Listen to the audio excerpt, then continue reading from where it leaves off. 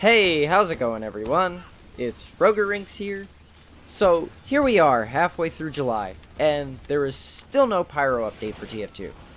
However, we recently have gotten more news from Valve about it, and they did tease it a little bit about a month ago when they released a list of balance changes that they're planning on throwing into the update, or that they are still tweaking, but they're going to put them in.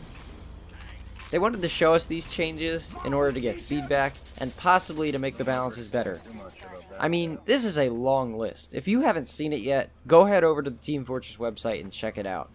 Some of the changes they are planning on making are pretty good, and will hopefully bring some much needed balance to broken or underpowered weapons.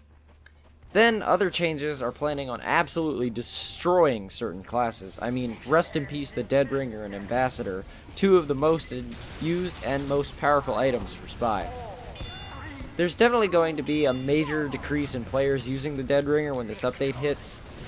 The only question is, when are we getting the update? Well, to give you the truth, plain and simple, we have no idea when the update is coming. It could be next week, next month, it could even be tomorrow. The point is that we are getting closer and closer to it, hopefully. I mean, the 14th of August will mark 1 year since the Pyro won the Meet Your Match war, so maybe then? Don't quote me on that though. In the meantime though, I would like to take this time to express some of my wishes for the update. So, one of the things planned for this update is another contract campaign, similar to the ones that were in Gunmetal and Tough Break. This is something that I am pretty excited for, as I loved the contract system in both of these updates. They added so much more to do than simply play the game the way you're comfortable doing, and they tried to get you to play other classes and use weapons you never touched. Another thing I would like to see is a reward system for the leveling up in casual. I do like the fact that you can level up in casual, but the fact that there is no in-game reward for doing so makes it kind of boring. I mean, look at Overwatch. You get loot boxes for leveling up in that game. Why not something similar in TF2? The reward doesn't have to be anything big, maybe just a weapon skin or a weapon case. Now, I think that because of the in-game's economy, you wouldn't earn an item every time you leveled up, maybe every 5 levels.